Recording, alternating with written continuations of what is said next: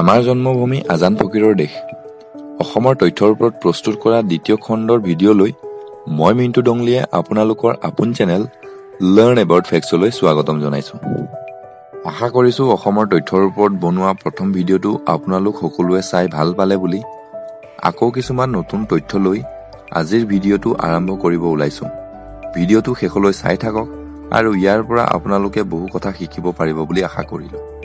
আপোনালোকে বাৰু জানেনে আমাৰ বিশাল বহ্নিমান মহাবাহু ব্ৰহ্মপুত্ৰখন ভাৰতৰ সবাতোকৈ বহল নদী। প্ৰায় 10 কিলোমিটাৰত ই বিয়পি আছে। আপোনালোকে বাৰু জানেনে মহাবাহু ব্ৰহ্মপুত্ৰ ক'ৰ পৰা উৎপত্তি হৈছে? হয় বন্ধুসকল, ই চীনৰ তিব্বত অঞ্চলত থকা হিমালয়ৰ কৈলাশ পৰ্বতৰ মানসৰোবৰ নামৰ এটা বিলৰ পৰা উৎপত্তি হৈ বাংলাদেশৰ মাজেদি পাৰ হৈ ভাৰত মহাসাগৰত পৰিছে। ভাৰতত 910 কিলোমিটাৰত বিয়পি থকা বুঢ়া লুইত হৈছে ভাৰতৰ ডাঙৰ নদীৰ তুলনাত একমাত্ৰ পুৰুষ নদী, লগতে বিশ্বৰ 15 নম্বৰৰ দীঘল নদী।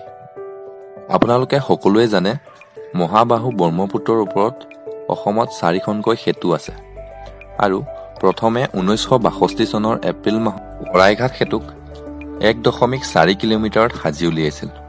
কিন্তু আপোনালোকে জানেনে শৰাইঘাট সেতু হৈছে ভাৰতৰ প্ৰথম এনেকুৱা সেতু য'ত গাড়ী আৰু ৰেল উভয়ে চলাচল কৰিব পাৰে। এইখন অসমতে ভাৰতৰ দীৰ্ঘতম সেতু আছে, যাক আমি ধলা শদিয়া বা ভূপেন্দ্ৰ সেতু বুলি জানো। ইয়াৰ দৈৰ্ঘ্য হৈছে 9.15 কিলোমিটাৰ আৰু ই লোহিত নদীৰ ওপৰত অৱস্থিত। আপোনালোকে বাৰু জানেনে বগীবিল হৈছে ভাৰতৰ প্ৰথম আৰু এছিয়াৰ ভিতৰত দ্বিতীয় দীঘল সেতু য'ত ৰেল আৰু গাড়ীৰ উভয়ে চলাচল কৰিব পাৰে। ইয়াৰ দৈৰ্ঘ্য হৈছে 4.94 কিলোমিটাৰ। আপোনালোকে বাৰু জানেনে এডুইন এল ডাৰ্কৰ দ্বাৰা 1859 চনত প্ৰথমবাৰৰ বাবে আমেৰিকাৰ টাইটেছভেল নামৰ ঠাইত কেঁচা তেলৰ সন্ধান পাইছিল আৰু পুং খান্দিছিল, আৰু দ্বিতীয়বাৰৰ বাবে 1867 চনত অসমৰ ডিগবৈত তেলৰ পুং খান্দিছিল। ডিগবৈক অসমৰ তেলৰ চহৰ বুলিও কয়। লগতে ডিগবৈ হৈছে ভাৰতৰ চতুৰ্থ ডাঙৰ তেল সংৰক্ষণৰ ভাণ্ডাৰ। অসমৰ চাহপাত সমগ্ৰ বিশ্বতে বিখ্যাত।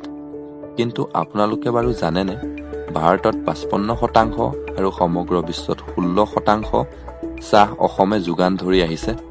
অসম হৈছে ভাৰতৰ সৰ্বাধিক চাহ উৎপন্ন হোৱা ৰাজ্য। অসম কোনো ফালৰ পৰা পিছ পৰি থকা ৰাজ্য নহয়। অসমীয়াসকলে এনেই নকয় নহয় আমি অসমীয়া নহওঁ দুখীয়া বুলি।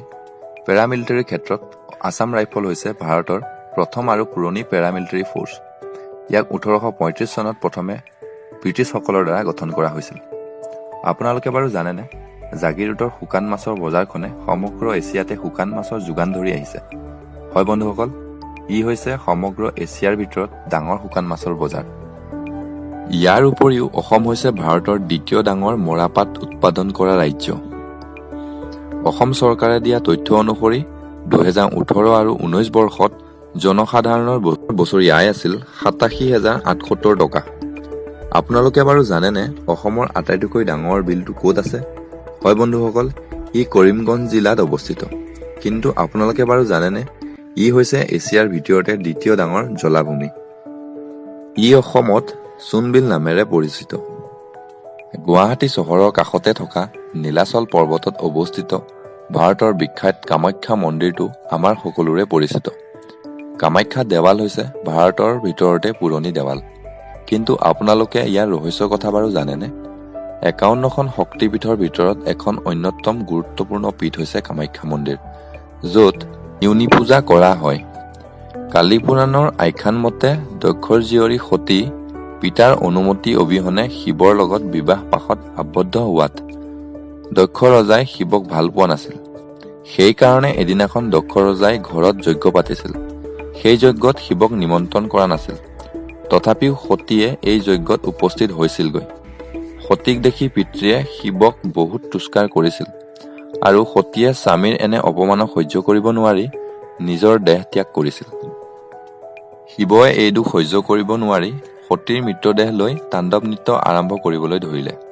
তেতিয়া ভগৱান বিষ্ণুৱে শিৱৰ এই অৱস্থাক শান্ত কৰিব নোৱাৰি তেওঁৰ সুদৰ্শন চক্ৰৰে সতীৰ মৃতদেহটো 51টা ভাগত কাটি পেলাইছিল। এই মৃতদেহৰ অংশবোৰ য'ত য'ত পৰিছিল তাত পিছলৈ একোটা মন্দিৰ নিৰ্মাণ হৈছিল।